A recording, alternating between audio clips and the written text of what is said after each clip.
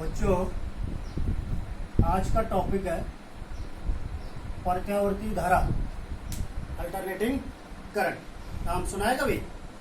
सुना होगा। एसी और डीसी जरूर सुना है। एसी का मतलब अल्टरनेटिंग करंट, डीसी का मतलब डायरेक्ट करंट। तो प्रत्यावर्ती धारा, क्योंकि धारा कब प्रवाहित होती है? जब वोल्टेज आरोपित होता है। तो वोल्टेज, प्रत्यावर्ती वोल्टेज। इससे पहले आप वैद्युत क्षेत्र पढ़ चुके हैं और उसके बाद आपने चुंबकीय क्षेत्र पढ़ा। चुंबकीय क्षेत्र में आपने सिद्धांत पढ़ा जब किसी कुंडली को, या कुंडली का मतलब कौन सी कुंडली? कोई भी कुंडली हो, आयताकार हो, बेलनाकार हो, किसी कुंडली को चुंबकीय क्षेत्र में घुमाया जाता है। चुंबकीय क्षेत्र में घुमाया जाता है तो क्या होता है? उससे बद्ध जो चुंबकीय फ्लक्स होता है वो परिवर्तित होता है। क्योंकि आप जानते हैं फाई बराबर बी ए, और अगर कुंडली चुंबकीय क्षेत्र के अवलंब से कोण बना रही है तो बी ए कॉस थीटा। कुंडली को चुंबकीय क्षेत्र में घुमाएंगे तो उस कुंडली का जो चुंबकीय क्षेत्र है या उस कुंडली से गुजरने वाला चुंबकीय क्षेत्र वो क्या हो जाएगा? बदल जाएगा। बी क्या हो जाएगा? बदल जाएगा। बी अगर बदल जाएगा, बदलने का मतलब जो चुंबकीय बल रेखाएं हैं जो चुंबकीय क्षेत्र को प्रदर्शित करती हैं, तो कुंडली से गुजरने वाली बल रेखाओं की संख्या क्या होती जाएगी? परिवर्तित होती है। जब चुंबकीय बल रेखाएं परिवर्तित होंगे तो चुंबकीय फ्लक्स क्या होगा? परिवर्तित होगा। और चुंबकीय फ्लक्स परिवर्तित होता है तो फैराडे का नियम आप जानते हैं, इक्वल टू क्या होता है? Minus N delta phi upon delta T, या simple minus delta phi upon delta T. चुंबकीय फ्लक्स परिवर्तन की दर प्रेरित विद्युत वाहक बल क्या करती है? उत्पन्न करती है। एक प्रेरित विद्युत वाहक बल क्या होता है? उत्पन्न होता है। और जब प्रेरित विद्युत वाहक बल उत्पन्न होगा तो क्या होती है? प्रेरित धारा प्रवाहित होने लगती है। इसी सिद्धांत पर यहां पर व्याख्या करें प्रत्यावर्ती वोल्टेज की। प्रत्यावर्ती वोल्टेज क्या होता है? और जब प्रत्यावर्ती वोल्टेज आप जान जाएंगे तो प्रत्यावर्ती धारा भी जान जाएंगे। तो अभी जो मैंने पढ़ा है कि चुंबकीय क्षेत्र में कुंडली को घुमाया जाता है। कुंडली जब घूमेगी चुंबकीय क्षेत्र के अवलंब से कोण बनाएगी। माना कोण कितना बनाती है? थीटा। तो फाई इक्वल टू आप जानते हैं B A cos of theta. अब जब कुंडली को चुंबकीय क्षेत्र में क्या किया जाता है? घुमाया जाता है। तो कोणीय वेग होगा, कुंडली को घुमाया जा रहा, कोणीय वेग है suppose that omega. Omega equal to क्या होगा? कोणीय वेग बराबर पढ़ा है कक्षा 11 में आपने, कोणीय विस्थापन बटे समय। तो थीटा अपॉन टी, इसलिए थीटा इक्वल टू क्या हो जाएगा? Omega t. Phi equal to हो जाएगा B A cos omega t. इसका डिफ्रेंशिएट करते हैं, differentiation with respect to t, अवकलन करने पर d phi upon D t equal to B A. B एक समान चुंबकीय क्षेत्र, एक कुंडली का क्षेत्रफल एक समान होगा, इसका डिफ्रेंशिएशन नहीं होगा। तो d upon D t cos omega t. D upon D t differentiation with respect to t of cos omega T. तो कॉस ओमेगा टी का डिफ्रेंशिएशन होता है माइनस साइन ओमेगा टी। अब दो पद हो गए कॉस ओमेगा टी, एक कॉस हो गया, दूसरा ओमेगा टी। इसका डिफ्रेंशिएशन करेंगे तो ओमेगा बाहर आ जाएगा, D T upon D T. तो T D T D T cut जाएगी, ओमेगा इसलिए पहले बाहर ले गए। तो सिंपल सी बात, शब्दों में आप ऐसा याद रखना, क्योंकि सारे मैथ्स वाले ने बायो वाले हैं, बायो वालों की समझ में कमी आएगा डिफ्रेंशिएशन। तो कॉस ओमेगा टी इस तरफ पद होगा तो दो जो टी के साथ जो मल्टीप्लाई हो रखा है वो बाहर निकालना। और कॉस का है तो याद ही रखना पड़ेगा फॉर्मूला, कॉस का differentiation minus sine omega T.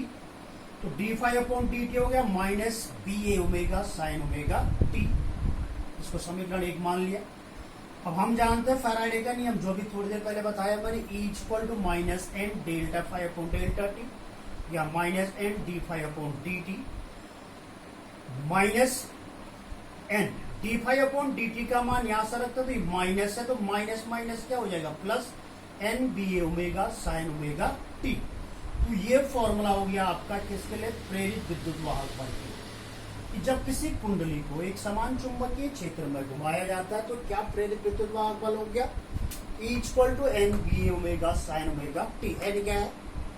फेरों की संख्या। बी क्या है? चुंबकीय क्षेत्र। ए क्या है? कुंडली का क्षेत्रफल। ओमेगा क्या है?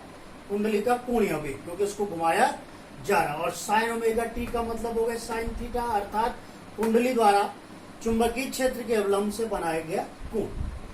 अब यहाँ पर आप जानते हैं कि E का मैक्सिमम मान कब आएगा, जब sine omega t equal to कितना होता है 1, अर्थात साइन 90 पर मैक्सिमम वैल्यू होती है। तो sine omega t equal to 1 for maximum, तो E इक्वल हो जाएगा NBA ओमेगा, अर्थात sine omega t equal to 1 put up यह, तो E equal to NBA omega, इसको रिप्रेजेंट करते हैं किससे, E0 से। अब चूंकि यह मैक्सिमम वैल्यू पर प्राप्त हो रहा है, इसलिए जो इलेक्ट्रोमोटिव फोर्स है, प्रेरित विद्युत बल है, इसका अधिकतम मान रिप्रेजेंटेड हो गया E0 से, E0, ठीक। तो तब समीकरण क्या हो जाएगी, E इक्वल हो जाएगा E0 साइन ओमेगा टी, ये हो गया प्रेरित विद्युत वाहक बल। अगर वोल्टेज के लिए लिखेंगे तो इस तरह हो जाएगा V equal to V0 sine omega t, I equal to I0 sine omega T. तो ये जो E0, V0 या I0 ये नॉट जो है, ये इसकी मैक्सिमम वैल्यू को शो करते हैं। इसकी विद्युत वाहक बल की अधिकतम वैल्यू, वोल्टेज की अधिकतम वैल्यू और धारा की अधिकतम वैल्यू। तो ये फॉर्मूला हो गया किसके लिए, प्रेरित विद्युत वाहक बल के लिए। E equal to E0 sine omega t, या वोल्टेज के लिए V equal to V0 sine omega t, धारा के लिए I equal to I0 sine omega t. अब हम उस कुंडली को चुंबकीय क्षेत्र में घुमा रहे हैं, तो एक चक्कर घुमाते हैं। क्या करते हैं, एक चक्कर घुमाते हैं। एक चक्कर अगर वृत्तीय पथ पर अगर घुमाते हैं तो कितना होता है डिग्री में, 360। तो उस 360 एक चक्कर में हम देखते हैं कुंडली के एक चक्कर में किसी E0, V0 या I0 इनके मानों में क्या परिवर्तन होता है। तो अगर हम जब कुंडली चुंबकीय क्षेत्र से 0 डिग्री पर रखें, तल के समांतर, साइन 0 इक्वल टू कितना होता है 0, E इक्वल टू कितना है 0, थीटा इक्वल टू 90 रखेंगे, साइन 90 इक्वल टू कितना हो 1। तो यहाँ पर E इक्वल टू क्या हो जाएगा E0, थीटा इक्वल टू 180 करेंगे तो साइन 180 इक्वल टू कितना होता है 0, sine 90 plus 90, sine 90 plus theta equal to cos 90, cos 90 equal to 0, E equal to 0, sine theta equal to 270, sine 270 equal to -1, sine 180 plus theta equal to minus sine theta, तो 180 plus 90 minus sine 90 -1 equal to minus E0। इसी प्रकार theta equal पूरा चक्कर 360, sign 360 का मान क्या होता है 0 होता है। तो E इक्वल टू क्या हो जाएगा 0। अब यहां पर आप देख लो, इस धारा का मान या वोल्टेज का मान या विद्युत वाहक बल का मान 0, E0 का मतलब हो गया मैक्सिमम, फिर 0, फिर E0 का मतलब मैक्सिमम, लेकिन बाहर से माइनस चिन्ह का मतलब डायरेक्शन चेंज, विपरीत दिशा, फिर 0। तो ये जो प्रत्यावर्ती वोल्टेज होता है, ये क्या होता है, लगातार इसका मान बदलता रहता है। इसका मान लगातार क्या होता है, बदलता है। 0 फिर अधिकतम, ये अधिकतम वैल्यू, फिर 0 फिर अधिकतम, लेकिन ये दिशा विपरीत है, माइनस, फिर 0। यहां पर एक ग्राफ बना रखा मैंने, ये आपका क्या होगा V और I लिखा, मतलब वोल्टेज है या धारा है। तो ये कॉन्टिन्यूअस लाइन वोल्टेज की 0 से कहा गया अधिकतम, फिर 0 फिर अधिकतम, लेकिन अब कौन सी डायरेक्शन है, विपरीत डायरेक्शन, माइनस, फिर 0। तो यहां तक ये 0 मूल बिंदु से, और ये जहां पर मैं निशान लगाई पूरा एक चक्कर हो गया। आधा चक्कर धनात्मक ऊपर की ओर, आधा चक्कर ऋणात्मक नीचे की ओर, ठीक। तो ये धारा क्या होगी या वोल्टेज जो हो गया प्रत्यावर्ती वोल्टेज, ये लगातार इसका मान समय के साथ इसका मान या इसका परिमाण और दिशा बदलते रहते हैं।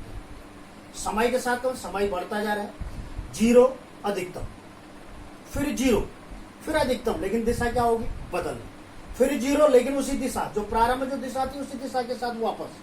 तो प्रत्यावर्ती वोल्टेज वह वोल्टेज होता है जिसका मान या जिसका परिमाण और दिशा समय के साथ लगातार बदलते रहते हैं, और एक निश्चित समय पश्चात उसी परिमाण और उसी दिशा के साथ इसकी क्या होती है, पुनरावृत्ति। इसे कहते हैं प्रत्यावर्ती वोल्टेज।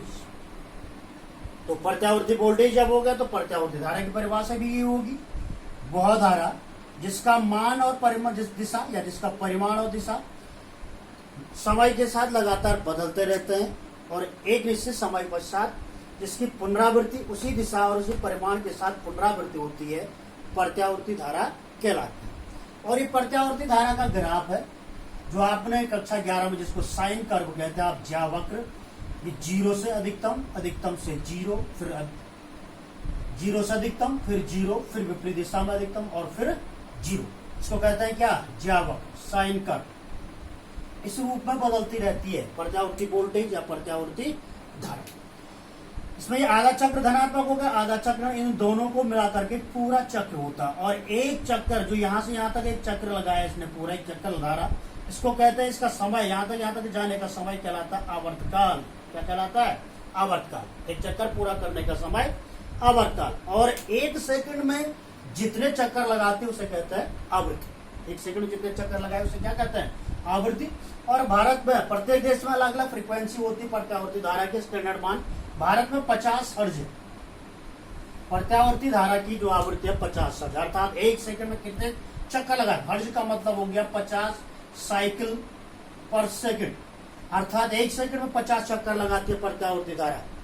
तो प्रत्यावर्ती धारा 1 सेकंड 50 चक्कर का नंबर बहुत तीव्रता से क्या होती है, प्रवाहित होती है। इसका मान बीच में, अब आप कह रहे होंगे सर हमको जब बल्ब जलाओ दिखता तो पूरा जला हुआ रहता है, 0 होता नहीं है। तो इसीलिए क्योंकि एक चक्कर 1 सेकंड में 50 चक्कर लगा रहे तो हमारी आंखें इतना सेंसिटिव नहीं होती कि उसको क्या देखें, बुझता और जलता, केवल हम जलता ही देखते हैं। बीच में वो 0 हो गए, इसका हमको पता ही नहीं, समझ रहे हैं। तो जो प्रत्यावर्ती धारा की जो फ्रीक्वेंसी हमारे देश में स्टैंडर्ड मानक 50 साइकिल पर सेकंड, अर्थात 50 चक्कर 1 सेकंड में लगाती है। और ये प्रत्यावर्ती धारा एक जो चक्कर है यहाँ पर, एक चक्कर, ठीक है, 50 चक्कर प्रति सेकंड है, तो एक चक्कर यहाँ पर क्या हो गया, 0 0। 1 सेकंड में लगभग 100 बार शून्य हो जाती है। कितनी बार है, 100 बार शून्य हो जाती है। एक चक्कर में 2 बार 0 आपका यहाँ से 0, लेकिन 1 सेकंड में कितनी बार शून्य हो जाती है, 100 बार। इसलिए आप या हमारे यहाँ के इतनी सेंसिटिव नहीं होती है कि हम 1 सेकंड में 100 शून्य को देख ले, 100 बार इसको 0 हुए होते हुए देख लें। इसलिए हमको पूरी क्या होती है, जो लाइट विद्युत धारा प्रवाहित हो लगातार जलती हुई प्रतीत या जलती हुई दिखाई देती है। तो समझ गए, प्रत्यावर्ती धारा वह धारा होती है जिसका परिमाण और समय लगातार बदलता रहता है और एक निश्चित समय पश्चात उसी परिमाण और दिशा के साथ उसकी पुनरावृत्ति होती है। इसके मान में लगातार फ्लक्चुएशन होता है, कभी घटती है कभी बढ़ती रहती है, इसे कहते हैं प्रत्यावर्ती धारा। जबकि जो दिष्ट धारा होती है, दिष्ट धारा जैसे बैटरियां होती है, चार्जर बैटरियां, तो उनकी धारा में ऐसा फ्लक्चुएशन नहीं होता, उनकी आवृत्ति नहीं होती है, फ्रिक्वेंसी 0 होती है दिष्ट धारा की, इससे उसमें कोई फ्लक्चुएशन नहीं होता। और इस तरह से 0 अधिकतम ऐसा नहीं होगी, वो कंटिन्यूस मान रहता है उसका। अगर आपकी बैटरी चार्ज है तो फुल लाइट जैसे चलती रहेगी, जैसे बैटरी डिस्चार्ज हो गई तो वो क्या हो जाएगा, बंद हो जाती है। लेकिन यहाँ पर क्या होता है, 0 से अधिकतम, फिर 0, फिर अधिकतम, इस तरह से क्या होती है, घटती बढ़ती रहती है। इस प्रकार की धारा, इस प्रकार का वोल्टेज प्रत्यावर्ती वोल्टेज, और इसके कारण जो धारा प्रवाहित होती है उसे कहते हैं प्रत्यावर्ती धारा। समझ गए, ठीक है।